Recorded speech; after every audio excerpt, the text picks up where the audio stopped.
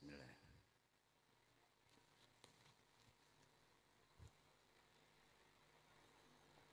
Assalamualaikum warahmatullahi wabarakatuh.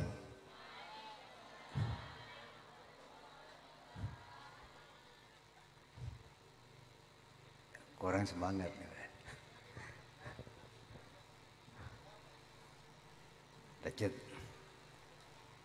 Suara kurang berperat. Mungkin tak bisa memberikan semangat. Terus sekali lagi, kalau lebih semangat, jawab salam. Assalamualaikum warahmatullahi wabarakatuh.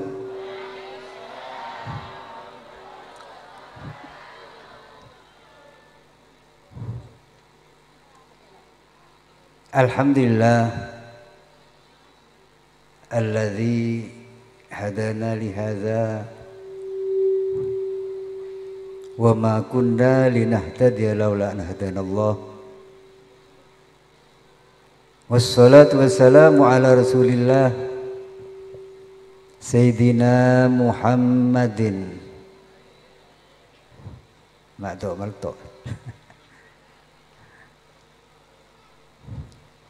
Japun ketika asma beliau dan kita Nabi Muhammad SAW disebut, kita diperintahkan untuk bersolawat. Sebab ketika nama beliau disebut tidak bersolawat, mereka disebut abkhulul bakhil, paling cerai orang yang cerai. Jadi abkhulul bakhil man idza dzikra ismi lam yusalli alayya atau kama qala.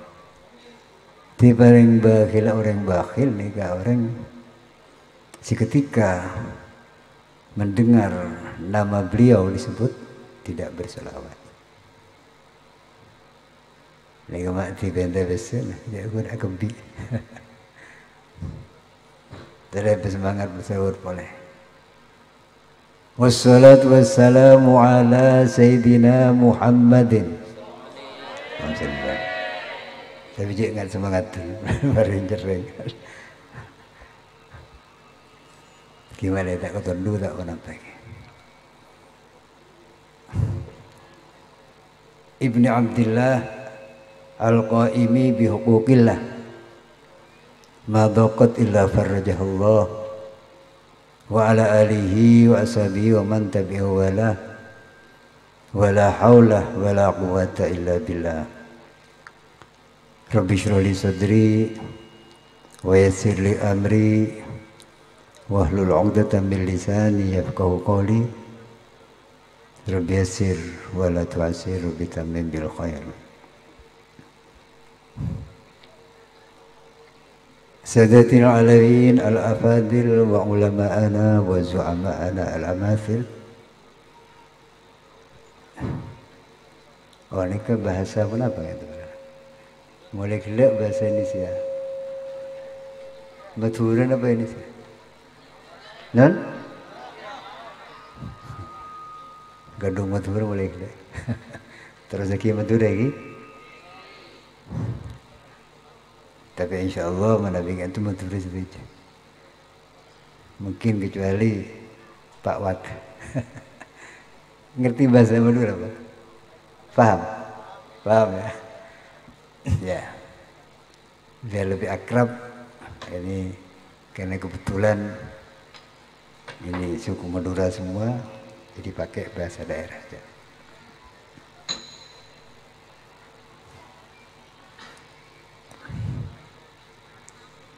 Wabil khusus Al-Habib Qusay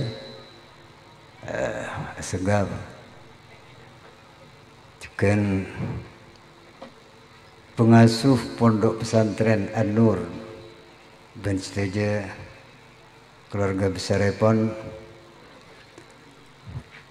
jajaran pengurus Jamiah Nahdlatul Ulama baik syuriah maupun tanfidhiyah,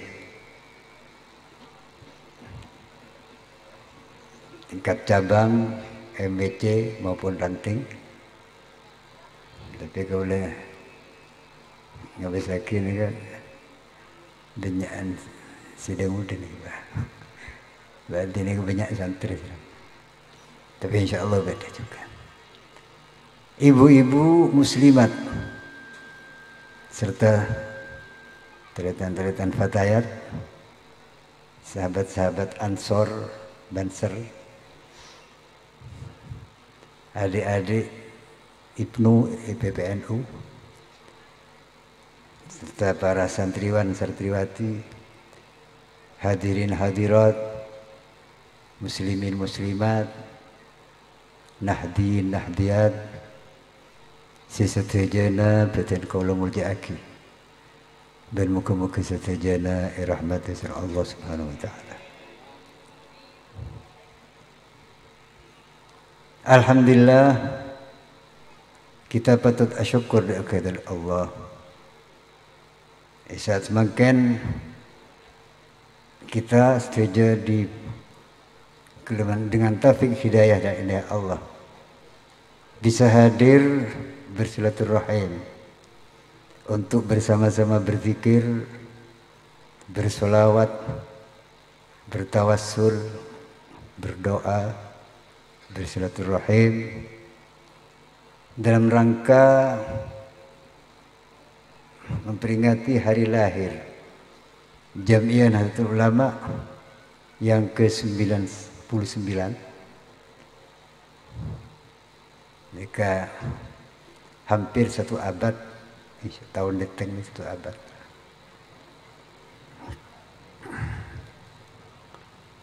Kita antona menabi ukuran manusia 99 gantung pun pernah kakek-kakek, nenek-nenek. Tapi menabi organisasi KTNU justru semakin banyak usianya, berarti semakin banyak pengalamannya dan semakin bijaksana insya Allah. Moga-moga silaturahim kita, pepanggian kita saat ini bersamaan dengan ridha serta maunah Allah subhanahu wa ta'ala, sehingga membawa kebaikan, keberkahan bagi kita semua, khususnya bagi Jamiah Nahdlatul Ulama, bagi warga NU, bagi masyarakat dan bangsa Indonesia secara keseluruhan. Dan mudah-mudahan dengan barokahnya silaturahim kita, pertemuan kita pada malam hari ini, semua hajat-hajat kita, baik yang berkaitan dengan kepentingan duniawiyah maupun kepentingan agama dan ukhrawiyah, mudah-mudahan semua dikabulkan oleh Allah Subhanahu wa taala. Dan pesantren An-Nur yang menjadi sahibul bait, kalau menabi sahibul hajahnya itu ya kita semua, sebab NU itu milik kita. Maka ketika mengadakan harlah, berarti ya kita yang punya hajat. Hanya kebetulan karena bertempat di sini, maka pesantren An-Nur adalah menjadi sahibul bait dan sekaligus sahibul hajat. Mudah-mudahan pesantren An-Nur menjadi pesantren yang barokah, terus berkembang, terus eksis, bisa mencetak kader-kader bangsa, kader-kader umat yang bisa melanjutkan dan meneruskan estafet perjuangan para pendahulu kita. Dan semoga kita semua selalu diberi perlindungan oleh Allah, diberi kesehatan zahiran wa batinan, karena sebetulnya saat ini kita belum aman-aman amat, katanya orang. Kalau COVID-19 mungkin sudah hampir lewat, tapi ada penggantinya, khalifahnya, yaitu Omikron. Sekalipun katanya itu tidak terlalu berat efeknya, tapi tetap kita harus seperti apa yang disampaikan oleh Pak Waka tadi, sebab menjaga kesehatan adalah suatu ikhtiar kita dalam menjaga kehidupan kita yang sekaligus untuk kebaikan kita semua dalam berbagai aspek kehidupan, baik di dalam beribadah, di dalam bergaul di tengah-tengah masyarakat maupun dalam usaha-usaha yang lain. Bapak Ibu sekalian yang kami muliakan,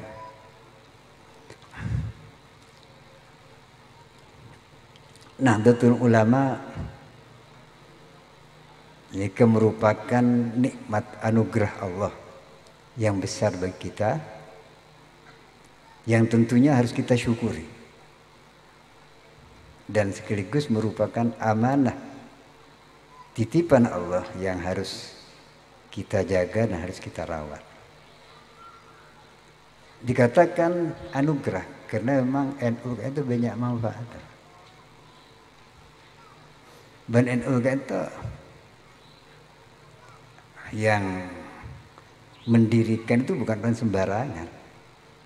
Mereka tokoh-tokoh ulama yang beliau itu adalah orang-orang yang dekat pada Allah. Mereka hasil istikharah, benikun sekedar kenapa mengandalkan kepintaran dan kerja keras, tapi juga istikharah.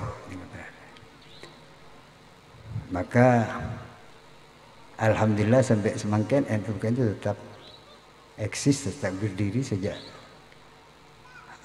berdirinya tahun 1926. Harapan kita tentu mereka akan terus eksis, terus malah terus meningkat, terus berkembang sampai nanti ila akhir ayam, sampai hari kiamat kelak. Kenapa NU harus kita syukuri? Pertama, karena NU mereka merupakan wadah dari kebersamaan kita, dari jamaah kita. Khususnya kita komunitas santri, yaitu pengikut ajaran Islam ala Ahlus Sunnah wal Jamaah. Sebab Nabi semua berdiri dari kelacar. Oleh karena itu kita diperintahkan untuk selalu berjamaah, selalu bersama, tak boleh mencel ya. Ya kita bagi alaikum bil jamaah fa inna yadallahi ma'al jamaah. Kita hendaklah selalu berjamaah, selalu bersama-sama. Bukan hanya dalam sholat, tapi dalam kehidupan sehari-hari kita selalu berjamaah. Kipalen sekoni dalam keluarga antara suami istri ini kan berjamaah. Di dalam suatu RT dan RW itu kehidupan berjamaah. Nah, kalau kita tidak hidup berjamaah lalu menyendiri, maka kita mungkin tidak akan bisa menghadapi permasalahan-permasalahan yang kita hadapi secara sendirian. Ini dibuatkan yang hadis lain, innama ya'kulu dhi'bu minal ghanam al-qasir. Serigala itu akan memakan kambing kalau kambing itu mencil dari rombongan. Serigala itu binatang buas. Kalau kambing itu berjamaah bersama-sama, sekalipun menghadapi serigala berani berjamaah.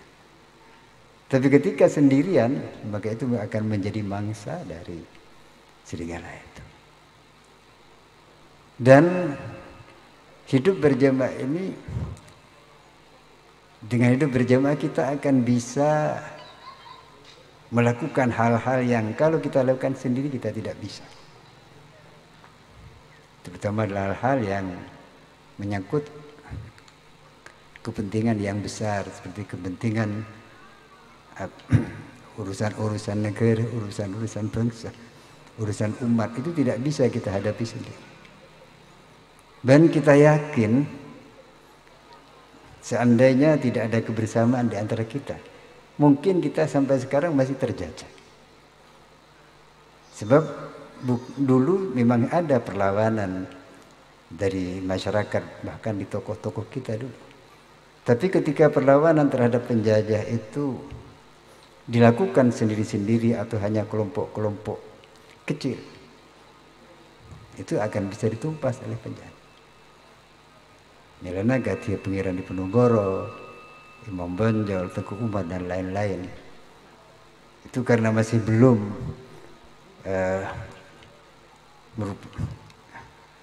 berupa berjamaah secara nasional, akhirnya apa?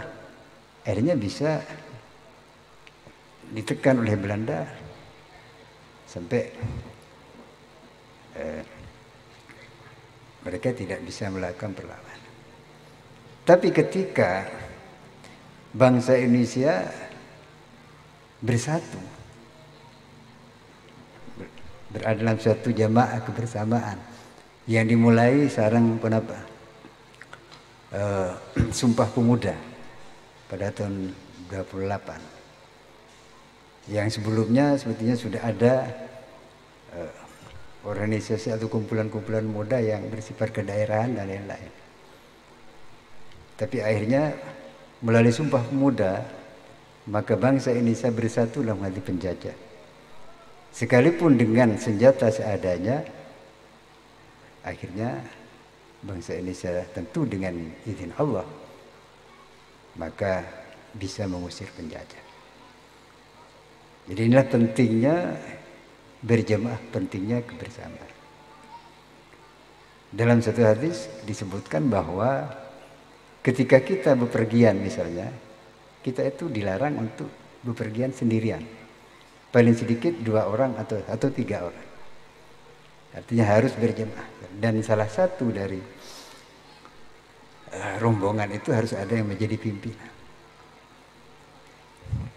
Ini pentingnya hidup berjamaah. NU adalah wadah bagi kita untuk hidup bersama, bagi kita para kaum santri. Tapi wadah NU ini bukan berarti lalu kita akan menutup diri terhadap kelompok-kelompok yang lain. Ya. Tapi kita harus bisa membuka diri dengan kelompok-kelompok yang lain, tentu dalam hal-hal yang kepentingan-kepentingan bersama.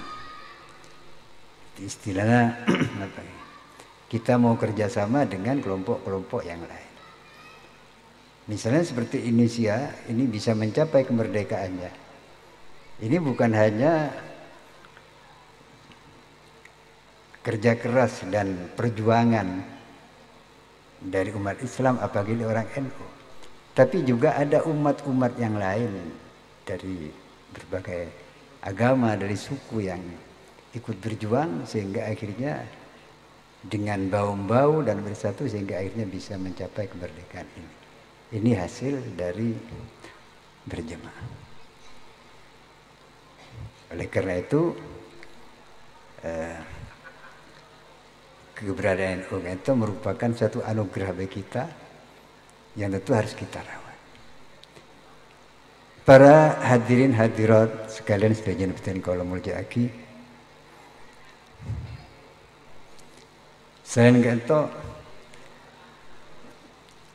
kalau di masa yang lalu mungkin kita berjuang untuk merebut kemerdekaan, maka sekarang sudah kemerdekaan itu direbut, sekarang kita berjuang bagaimana memelihara apa yang kita perjuangkan, yaitu negara NKRI. Jadi keutuhan NKRI harus kita jaga bersama.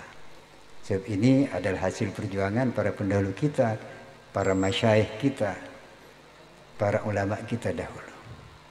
Ini harus kita jaga. Dan selain dijaga tentunya kita isi dengan pembangunan dalam segala bidang. Jadi melalui khidmah. Jadi NU yang merupakan bagian dari bangsa Indonesia dan insya Allah bagian terbesar dari bangsa Indonesia, maka kita harus juga berkontribusi, harus ikut andil di dalam berjuang, baik di dalam menjaga keutuhan negara Kesatuan Republik Indonesia ini maupun di dalam menjaga, di dalam mengisi pembangunan negara ini dalam segala hal. Jadi, alhamdulillah para ulama kita dengan pesantren-pesantrennya sejak dulu sudah banyak berkontribusi kepada masyarakat, baik sebelum kemerdekaan maupun sudah kemerdekaan. Dan kita sebagai santri tentunya harus bisa melanjutkan perjuangan para beliau-beliau itu. Sebab santri kita seampuna belajar menimba ilmu, khususnya ilmu agama di pesantren.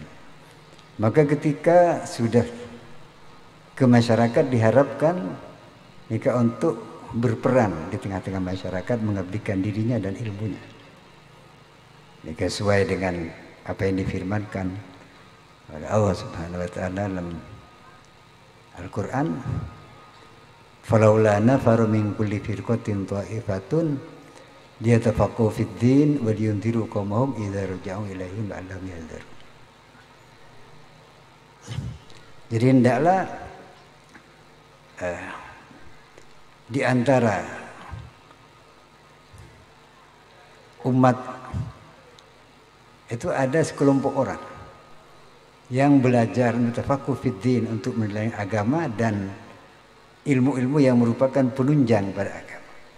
Sebab Islam tidak memilah-milah ilmu. Asalkan ilmu itu bermanfaat, maka itu harus dipelajari. Tapi yang pokok tentu adalah ilmu agama yang memang merupakan pedoman hidup bagi kita. Jadi sudah kita belajar tafaqquh fiddin di pondok atau di sekolah, maka sesudah itu ketika sudah pulang ke masyarakat, maka liyundiru qaumahum, untuk melakukan indar, artinya memberikan peringatan, dakwah, baik dakwah dengan kata-kata maupun dakwah dengan tingkah laku, termasuk melakukan perubahan-perubahan. Sebab dakwah itu pada hakikatnya adalah melakukan perubahan dari yang tidak baik menjadi baik, dari yang baik kepada lebih baik. Termasuk pembangunan itu hakikatnya adalah merupakan dakwah itu sendiri. Jadi itulah peran yang harus diambil oleh kita sebagai komunitas santri. Sebab NU itu pesantren besar, dan pesantren adalah NU kecil atau miniatur daripada NU. Jadi antara NU dengan pesantren tidak bisa dipisah-pisahkan. Dari dulu pun sampai sekarang. Ya cuma makin itu berseri-roniro dari orang-orang yang mungkin tidak sama dengan kita, tapi juga membuat lembaga seperti ini, tapi pahamnya berbeda. Karena itu hati-hati ya. Jadi kita di dalam belajar, terutama kalau belajar agama, ini gurunya harus jelas. Kudu jelas gurunya itu siapa gurunya, sampai bersambung kepada yang kita Nabi besar Muhammad SAW. Artinya sanad keilmuannya harus jelas. Artinya paham beda guru cek tak jelas sanad keilmuannya. Artinya guru sampai kanjeng Nabi ini tak jelas. Ini kecek paham langsung terima. Nah paling sekedar belajar di internet bahaya.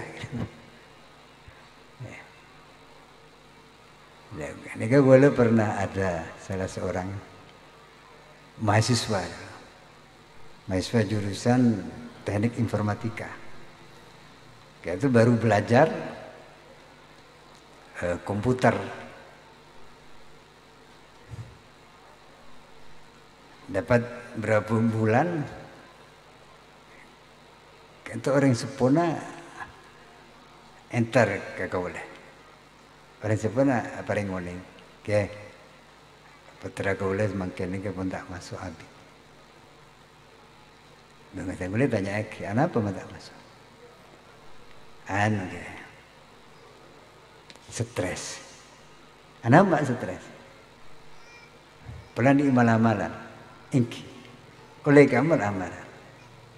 Nang internet. Ternyata mahasiswa ini ketika buka internet makin amalan yang khasiatnya memang menarik, luar biasa. Khasiatnya pun ketika seseorang mengamalkan amalan itu akan bisa ketemu dengan roh-roh orang-orang yang sudah meninggal. Dari Bunga Sepona, bahkan para aulia, para ambia itu bisa ketemu kan. Tertarik si mahasiswa ini diamalkan. Alhamdulillah dapat seminggu stres. Tak masuk dulu. Nah ini karena gurunya tak jelas. Ya. Sebab memang agama itu beda dengan iptek. Kalau iptek itu memang mempelajari, mengembangkan dan menelitinya itu diserahkan kepada kita umat manusia. Siapa yang tekun belajar dan cerdas, tekun melakukan penelitian, dia akan menguasai iptek. Tanpa pandang bulu apakah dia muslim dan muslim. Tapi kalau agama ini tidak bisa begitu. Agama harus berguru dan gurunya itu harus jelas, harus nyambung kepada Rasul. Kenapa? So, agama itu oleh Allah tidak diserahkan kepada kita, tapi Allah mengutus Rasulnya dan menurunkan kitab sucinya untuk menjelaskan tentang agama itu. Jadi benian ben iptek. Karena itu agama tidak bisa hanya bermodalkan akal-akalan. Memang akal harus kita gunakan ketika kita berupaya untuk memahami teks-teks agama. Tapi akal-akalan saja tidak bisa. Kenapa? Sebab di dalam agama itu tidak semuanya bisa diakalkan. Terutama hal-hal yang gaib. Hanya surga neraka ini tidak bisa. Karena itu dulu sarjana agama itu disebut SAG. Ada yang menyingkat apa? SAG itu sarjana alam gaib. Karena memang dalam agama itu banyak hal-hal yang menjelaskan yang gaib itu. Sekalipun sebetulnya di luar agama itu banyak yang gaib juga sebetulnya.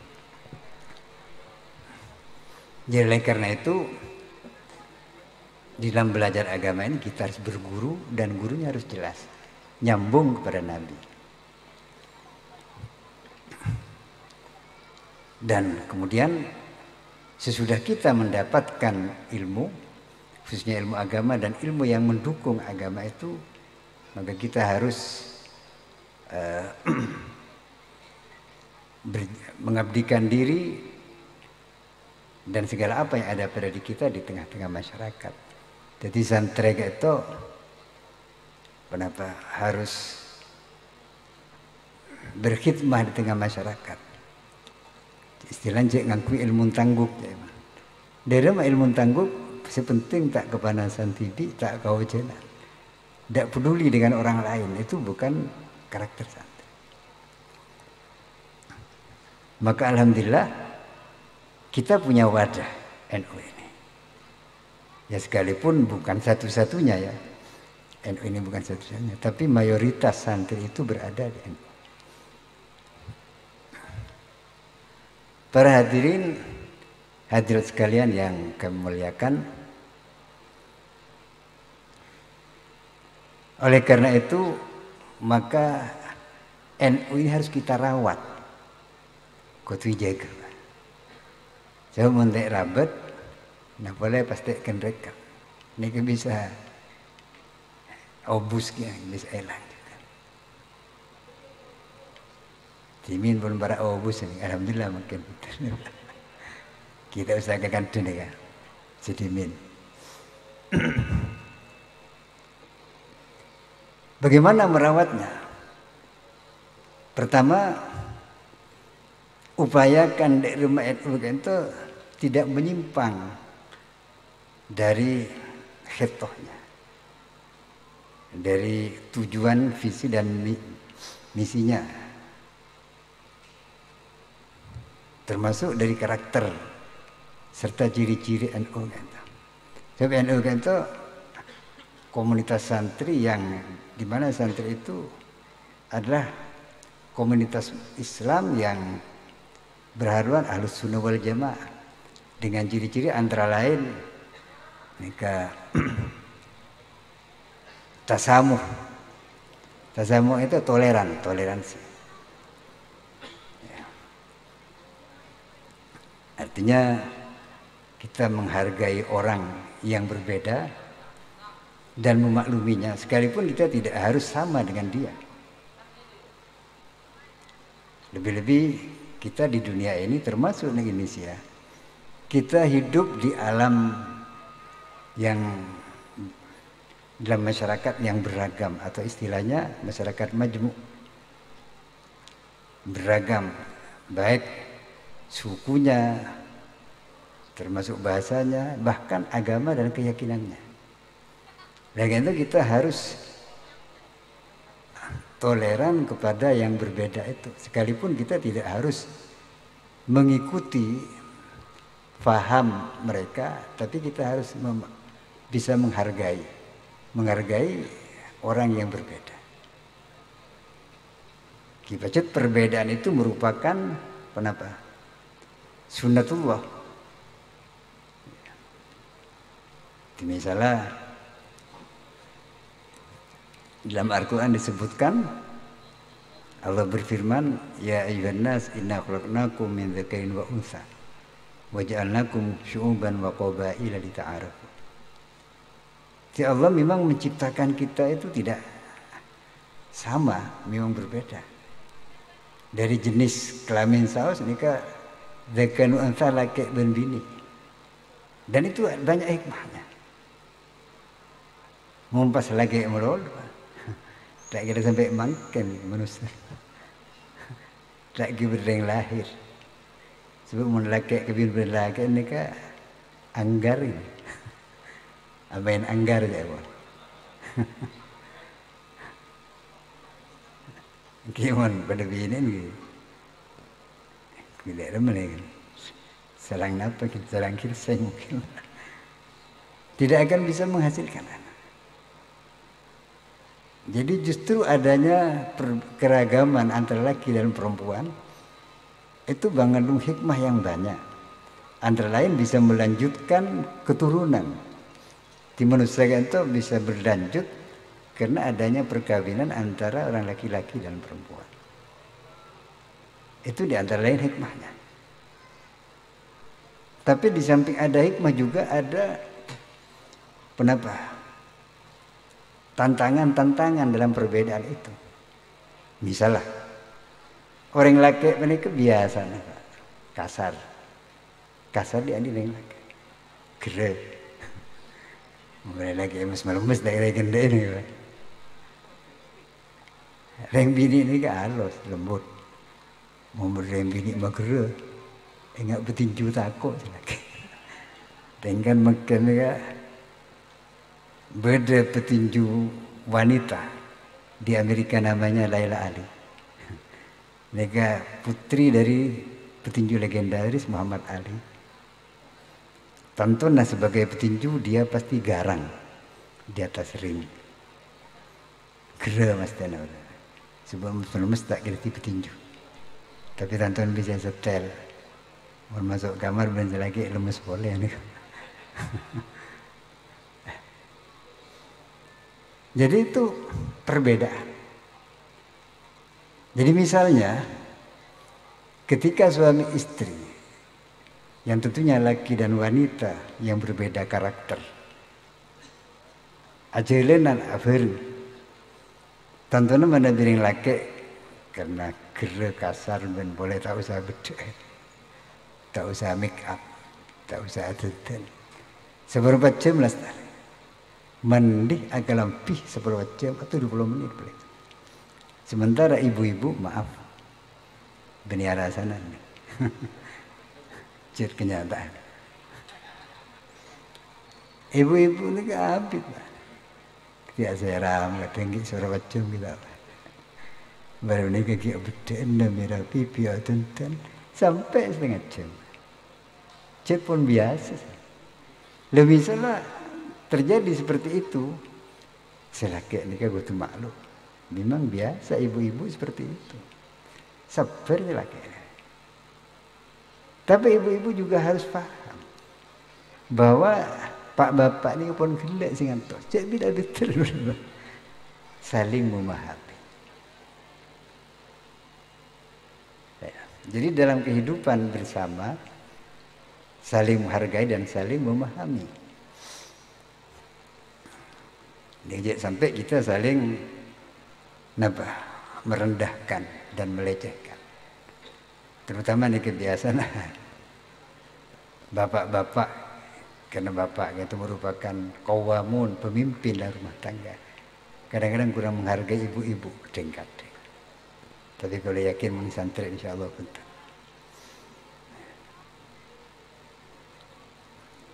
Nah itu kalau hanya kita kaum lelaki menuntut dihargai, sementara kita tidak menghargai istri, itu tidak akan bisa terjadi kebersamaan dan keharmonisan.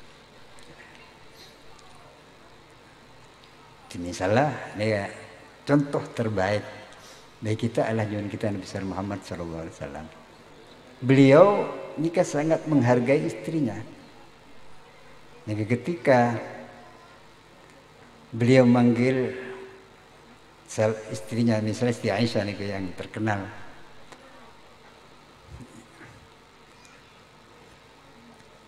beliau tidak memanggil namanya, tidak nyebut nama, tapi memanggil hal-hal yang bisa membanggakan. Misalnya ya Humairah, wahai perempuan yang wajahnya putih kemerah-merahan. Dan bini ya Allah sini kebangga.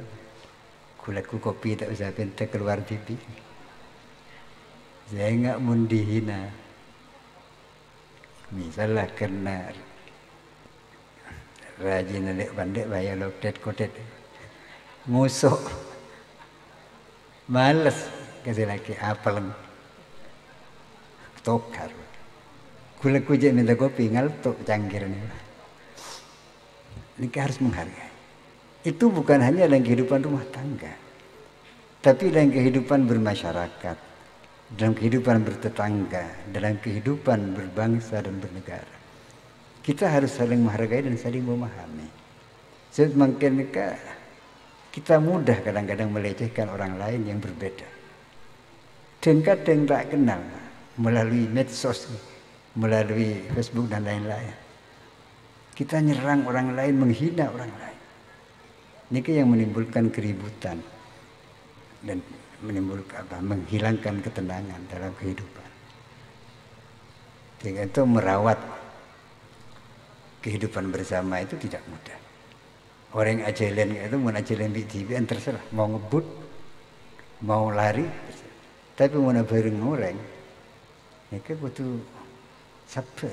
Kisi santak butuh dan selawan butuh babak santak sebenarnya.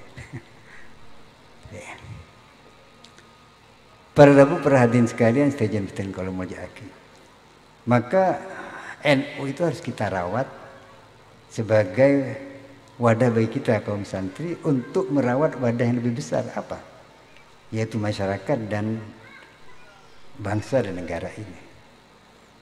Sebab kita sebagai kaum santri, kewajiban kita selain mereka beribadah kepada Allah, juga kita harus berkhidmah, berbuat baik kepada sama. Termasuk jika kita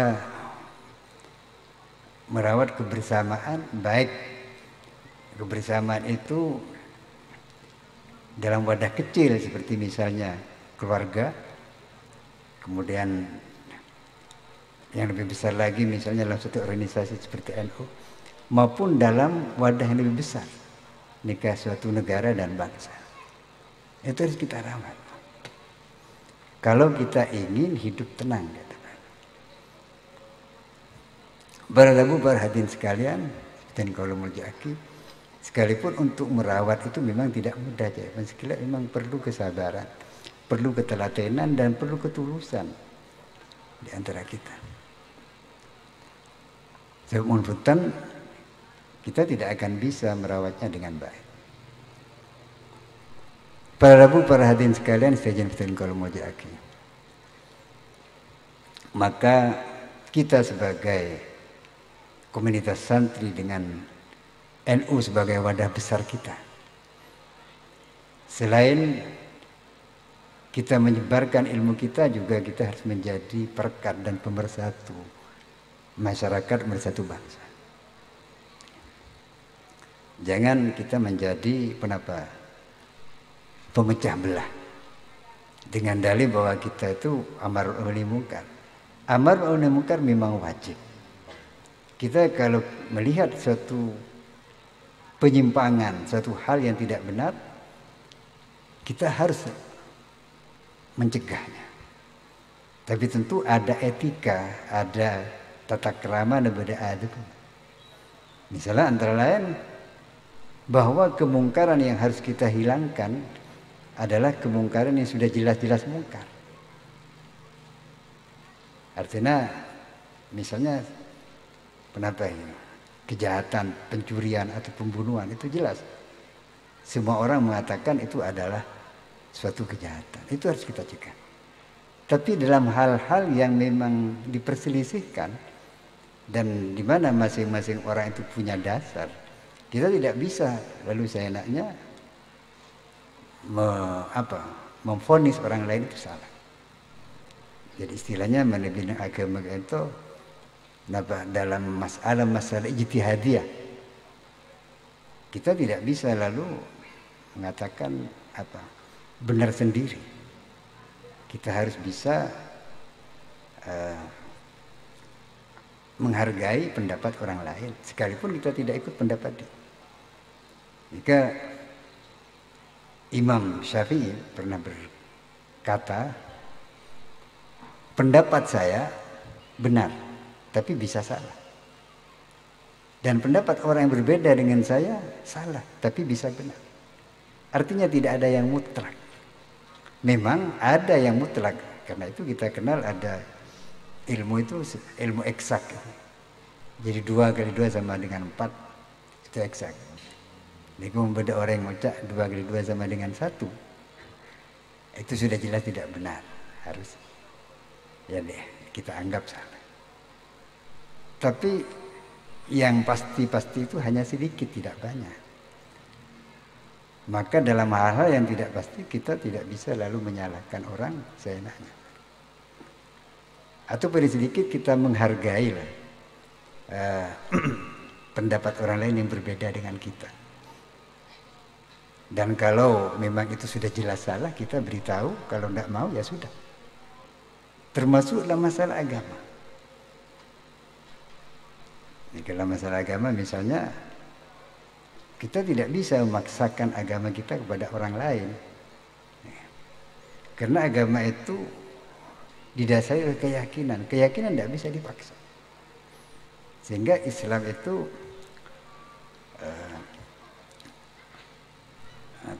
mengenal prinsip la ikraha fid din, tidak ada paksaan dalam agama. Sehingga kalau kita berbeda misalnya dalam keyakinan, ya prinsip kita apa? Itu dalam surat Al-Ghafirun, lakum dinukum waliyadin. Jadi agamu ya agamu. Memang tidak boleh dicampur aduk suatu agama dan agama yang lain. Sebab ketika agama yang keyakinan dicampur aduk itu menjadi rusak.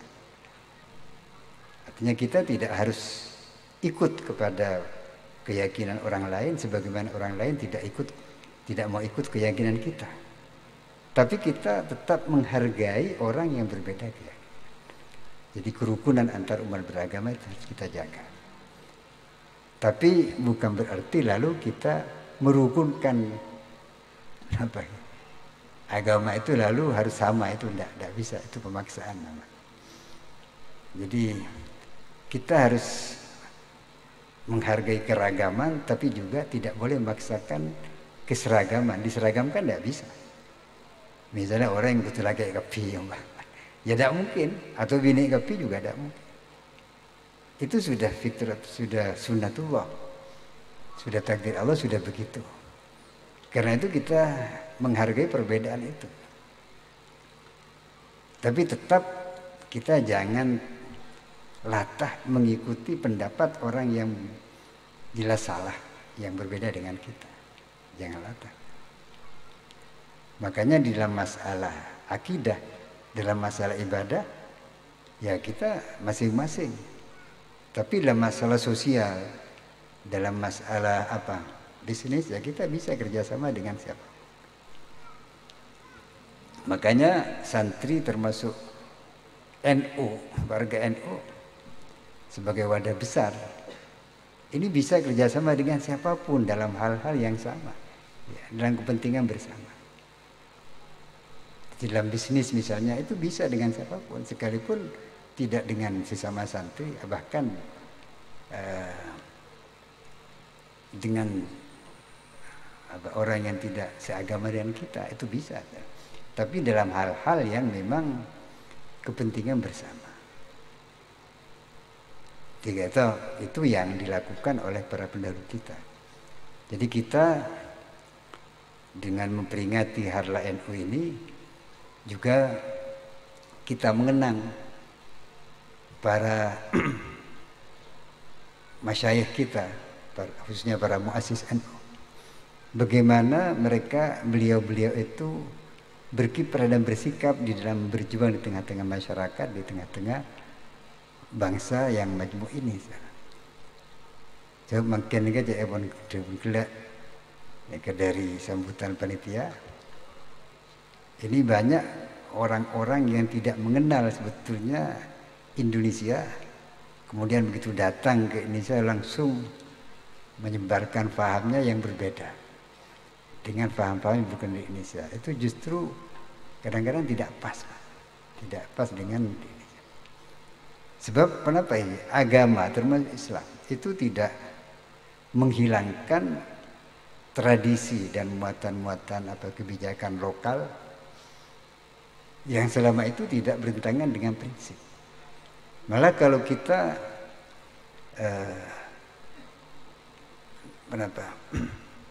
membaca sejarah pendahulu kita, khususnya Wali Songo, beliau kan itu menyebarkan agama Islam di Indonesia itu dengan menggunakan budaya, misalnya kecung, ingat ilir-ilir, termasuk gamelan, dan di Jogja kita kenal adanya sekatenan. Sekaten ini sebetulnya berasal dari bahasa Arab syahadatan. Jadi ini kebijakan beliau-beliau itu. Jadi tidak langsung menyalah-nyalahkan orang. Hingga pernah dimin jemput ketika pertama almarhum pindah ke tempat desa. Waktu itu banyak orang membuat sesajen yang ditaruh di pintu air di sawah. Tindanya Ki, untuk apa ini? Untuk isi halos. Kira-kira macam-macam, berita merah putih. Tanya Ki untuk isi halos. Waktu itu almarhum tidak melarang. Hanya beliau memberi alternatif. Apa-apa? Kebe nasi tumpang, ayam panggang, kemudian nasi kebuli dan kue yang banyak. Akhirnya diundang teman-teman pekerja-pekerja di sawah itu, lalu tahlilan di situ, kemudian makan bersama-sama. Jadi ini sudah ditanyakan, ini bukan untuk yang halus, ini untuk yang kasar. Mulang tulang bagi halus tak apa benar. Kira kan menurut ajaran kita itu membuang makanan artinya yang tidak jelas untuk apa itu tidak boleh. Tapi caranya harus bijak kita untuk melarang itu. Untuk menghilangkan tradisi-tradisi yang tidak benar harus bijak. Nabi sendiri juga begitu. Dulu ketika di Masjid Madinah masih lantainya itu pasir, kenapa ini? Bedih. Ini kedatang orang dusun, orang Arabi, orang dusun ke Madinah. Orang dusun itu kan tentunya orang Arab Bedui ini istilahnya sesepuh kita. Ini kan sangat kasar dan tidak terpelajar. Tapi dia Muslim. Datang ke Masjid Madinah melihat lantai masjid masih terdiri dari pasir karena biasa sebung keramik, sebung tehel. Cukumi. Ini kata kebelit kencing bahasa Jawanya. Di rumah langsung ningkong, jongkok, akemi neng masjid. Sahabat mau neriaki, ikorak ke ben sahabat. Sedang Kanjeng Nabi tak begilah. Jangan digeragi dia. Biarkan kencing sampai selesai. Kalau sudah selesai, ambil air sesimbah, seram kencingnya. Karena bedih, seram langsung selesai. Kenapa Kanjeng Nabi ini membolehkan orang kencing di masjid? Jelas tidak boleh. Tapi Kanjeng Nabi tahu bahwa orang itu kencing di masjid karena keawamannya, karena dia tidak tahu bahwa masjid itu tidak boleh ditempati untuk kencing. Nah, seandainya diteriaki pas iki-iki ini dan dia tidak merasa bersalah, toju akemi iki langsung mancing. Kira-kira ketika orang akemi bawa mancing, pemandangan apa yang terlihat? Tentunya orang abengkan, akemi dapat keman-keman. Lah itu kan kebijakan. Kanjeng Nabi pun mari orang kata akemi, mari Kanjeng Nabi pun ada ke orang menikah. Masjid itu hanya diperuntukkan untuk zikir dan ibadah. Artinya kalau kencing tidak boleh lah, tapi tidak nyebut kencing Nabi. Itu kebijakan beliau. Beliau melarang orang kencing di masjid, tapi tidak dengan teriak-teriak, tidak dengan kekerasan, tapi dengan cara-cara yang bijak, cara-cara yang menghargai orang. Tiga itu, misalnya kita sebagai santri dan juga warga itu sebagai komunitas santri. Itu di dalam melakukan dakwah dan melakukan amar ma'ruf nahi munkar itu jangan asal-asalan. Jadi harus dipertimbangkan dampaknya, harus bijaksana. Sebab kalau kebenaran disampaikan dengan cara yang tidak benar, dengan cara yang tidak baik, maka bukannya berhasil, maka bukannya menyelesaikan masalah, tapi akan menimbulkan masalah. Tidak seperti pegadaian. Dalam pegadaian menyelesaikan masalah tanpa masalah. Jadi kalau kita ingin nahi mungkar tapi dengan cara yang mungkar, dengan cara yang tidak baik, itu bukan kebaikan yang akan diperoleh, tapi justru keburukan. Keburukannya makin bertambah. Misalnya seperti pengeboman yang di Bali, di Ming. Ketika ada sekelompok orang yang katanya ingin menumpas atau ingin menghabisi kemungkaran, datang ke Bali, memang tempatnya orang-orang di sana itu orang-orang yang hura-hura, dan itu pun banyak orang bully dan sebagainya. Itu kan lalu dibom. Nah, ketika dibom maka orang itu mati. Ketika mati tidak ada kesempatan untuk bertaubat, untuk berbenah diri. Itu namanya bukan membina, tapi membinasakan.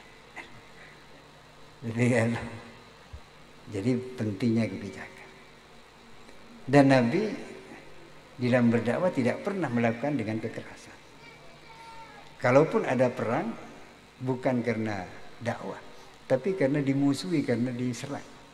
Sama persis seperti para santri dulu, para ulama dulu ketika masa penjajahan, itu melawan Belanda, berperang melawan Belanda, bukan karena apa, tapi karena memang karena Belanda mau merampas hak kemerdekaan kita. Makanya masa makan Nabi belum datang dari kantor, karena mereka sudah tidak lagi menjaga kita, ya kita tidak boleh memerangi mereka. Jadi sebetulnya perang itu bukan untuk dakwah, bukan. Jadi dakwah itu dan amar mungkar tidak dengan cara peperangan. Perang itu adalah untuk membela dan mempertahankan diri kita. Maka ketika di Mekah dulu sebelum hijrah, Kanjeng Nabi kata, ya, dan umat Islam waktu itu dalam keadaan minoritas tertekan. Ya selalu dihina, dilecehkan, sampai kepala beliau di waktu sujud lagi pasangin kotoran binatang. Tapi Kanjeng Nabi diam saja, tidak membalas. Bahkan suatu ketika bahkan ada orang yang sangat membenci Kanjeng Nabi, sangat benci. Ketika Kanjeng Nabi ini kelebet ya dan jompon orang itu selalu meludah coba sampai lebat ya dan jompon. Suatu ketika orang itu sakit, karena sakit berai tak nyoba ya Pak. Akhirnya kenapa? Kanjeng Nabi tolak-tolak, merasa ada yang hilang. Ini biasanya orang itu kalau saya lewat depan rumahnya itu keluar nyopayar. Kok sekarang kok tidak keluar ya? Jadi seperti ada barang hilang lagi. Akhirnya Kanjeng Nabi tanya ke tangkel, kemana si fulan itu? Artinya yang sering meludahi Kanjeng Nabi. Jangan tangkel, sakit. Dia sakit. Oh sakit, engke. Dari rumah Kanjeng Nabi pas nyurak pun. Justru Kanjeng Nabi merasa nisal. Bubar ke dalam rumah, ngalak oleh Pak Isapur sakit. Nikah lagi Kanjeng Nabi. Saya sakit kila Isapur. Dijenguk ingin bagi oleh. Pun Kanjeng Nabi entar ke jemput orang itu sedang ngolok salam. Sekalian dua kali kita buka, tiga kali kita buka. Akhirnya masuk Kanjeng Nabi, tanya orang itu dalam keadaan sakit. Kejadian kafir, dia tidak mengatakan Nabi dan Rasul. Katanya mengucap nyebut nyama. Kejadian gue mat.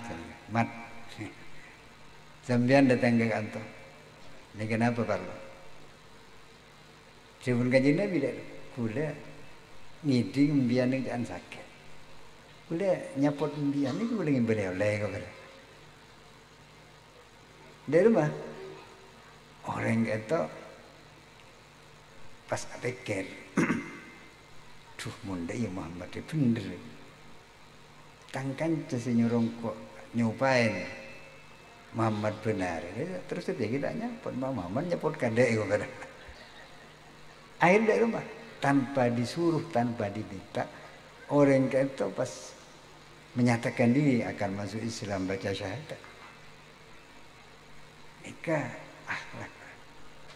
Jadi keluhuran akhlak beliau bukan sekedar menjadi ajaran agamanya, tapi juga menjadi media dakwah. Sampai banyak orang tertarik kepada Islam karena berkat akhlak beliau. Maka berapa tahun yang lalu, pada bulan tahun seberapa waktu pemboman pusat perdagangan terbesar di Amerika bahkan di dunia, WTC, World Trade Center. Mereka kan orang Amerika ketika pusat perdagangannya itu dibom dan katanya yang ngebom itu teroris dan terorisnya itu orang Islam. Sehingga orang Amerika begitu itu marah kepada Islam dan kepada umat Islam. Karena menganggap umat Islam itu yang melecehkan simbol kebesaran mereka, yaitu pusat perdagangan terbesar. Kebetulan neng Amerika itu sampai semakin jika ada salah seorang ustadz, beliau sudah menjadi tokoh di Amerika. Jika kebenaran orang Indonesia juga orang Bugis, orang Sulawesi Selatan. Nyaman Ustadz Samsi Ali, bisa dilihat di YouTube. Ustadz Samsi Ali. Beliau tinggal di Amerika sudah lama. Dan semakin alhamdulillah sudah mendirikan pesantren di Kesa, diberi nama Pesantren Nusantara. Di waktu terjadinya pengeboman di World Trade Center, kata, orang Amerika marah-marah kepada Islam, pada umat Islam dan kepada simbol-simbol Islam, termasuk masjid-masjid jika dikerujuki.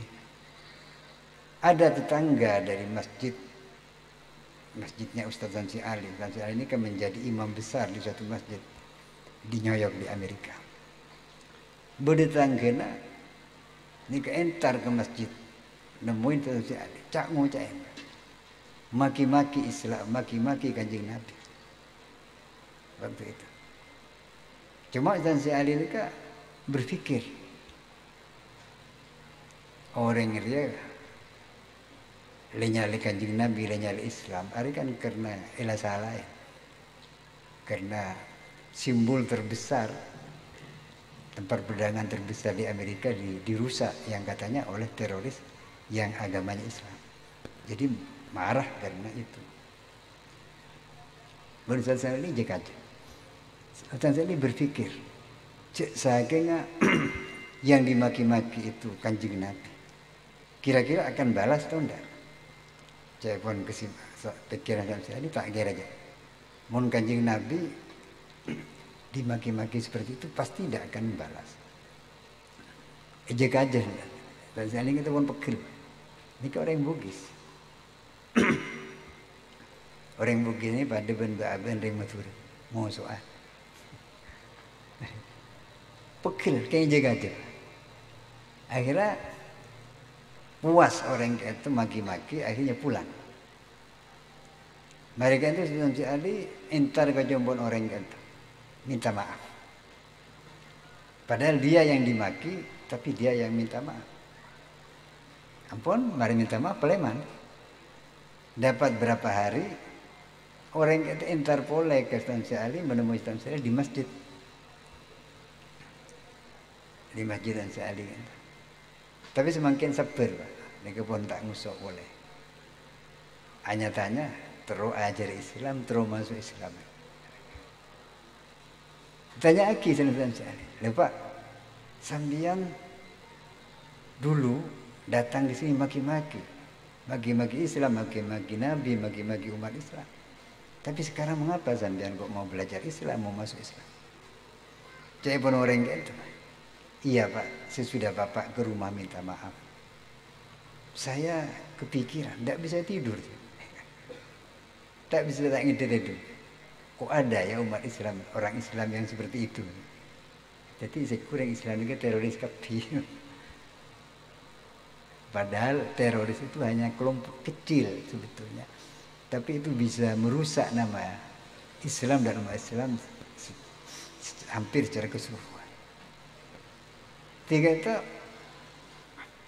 dengan akhlak yang baik justru menjadi daya tarik dakwah. Banyak orang tertarik kepada Islam bukan karena melihat ajarannya, tapi melihat akhlaknya sebagian orang Islam. Ini kebanyakan. Dan sebaliknya juga banyak orang yang ingin pelajari Islam, tapi karena dia melihat sebagian karakter akhlaknya orang Islam yang mungkin tidak menyenangkan, burung. Ini pernah terjadi sebetulnya. Ini ada orang bule tinggal di Indonesia kemudian belajar Islam di situ, tertarik. Tapi karena dia kebetulan kawin dengan orang Indonesia, tapi akhirnya dia marah dan bahkan mau meninggalkan Islam lagi. Kenapa? Karena melihat karakter dari sebagian kita itu tidak baik. Misalnya Andi Otang tak majer. Ini kan banyak yang akhirnya menggagalkan niat baik daripada orang-orang yang mau masuk. Maka benar apa yang dikatakan oleh salah seorang tokoh pembaru Islam, Amir Shakib Arselan. Itu orang Turki mentak keliru. Beliau mengatakan al-Islam mahjubun lil muslimin, keluhuran agama Islam. Islam itu luhur, ya'lu wa la yu'la'ala. Luhur, unggul dan tidak diungguli. Buktinya semakin alhamdulillah banyak orang-orang yang tanpa diajak itu karena belajar Islam, belajar Al-Quran, akhirnya menjadi tertarik. Akhirnya masuk Islam, banyak mu'alaf makin. Jadi Islam itu luhur. Tapi sayangnya keluhuran Islam itu mahjubun bil muslimin, tertutupi bahkan tercemari oleh perilaku sebagian dari orang-orang Islam yang perilakunya tidak baik. Nah ini sebetulnya merupakan peringatan bagi kita bagaimana kita sebagai umat Islam kita harus mengamalkan ajaran-ajaran Islam, khususnya akhlak.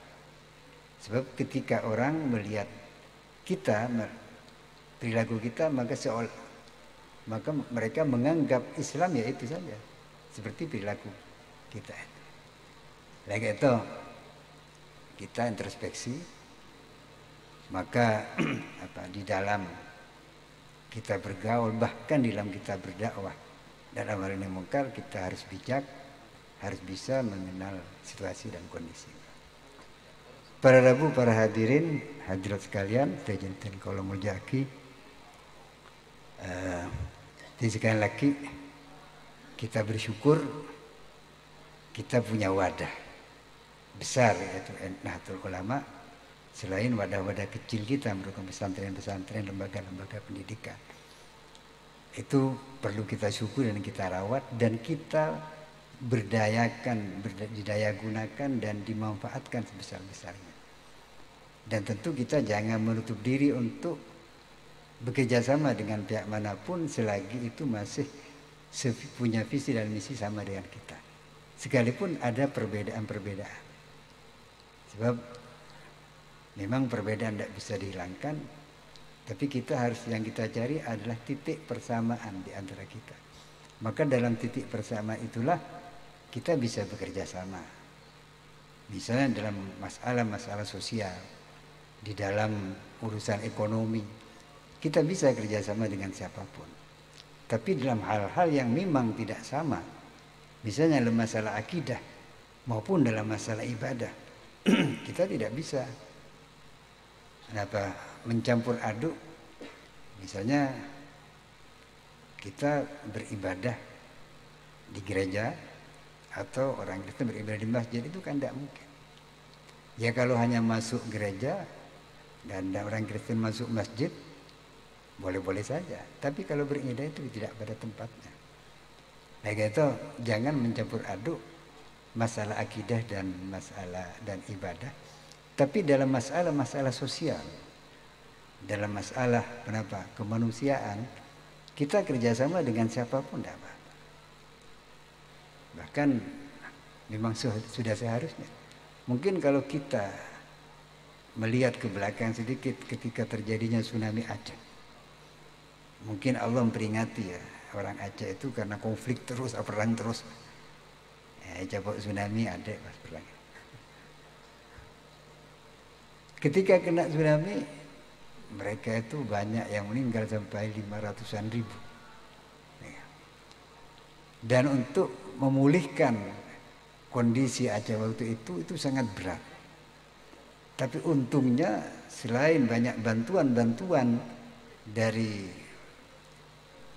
di dalam negeri sendiri, banyak bantuan dari negeri.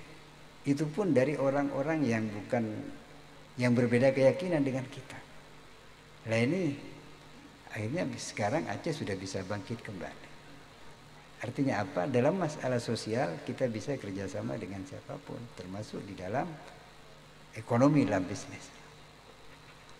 Jadi itu hal-hal yang harus kita sadari di dalam kita merawat wadah NU kita. Jadi kita jangan eksklusif, jangan tertutup, tapi kita harus terbuka dengan tetap berpegang teguh pada prinsip-prinsip, tidak mencampur aduk, tapi kita terbuka untuk kerjasama dengan siapa. Para hadirin hadirat sekalian, kira-kira panikah si bisa betul atau raki nyun seborah jika Nabi di dalam penyampaian ini banyak hal yang kurang berkenan, sebab mestinya sekuatu Abu Dhabi ka Habib Husain. Tapi karena boleh pakon ben panika istona cakanca dari pengurus PCNU ni kepon Abid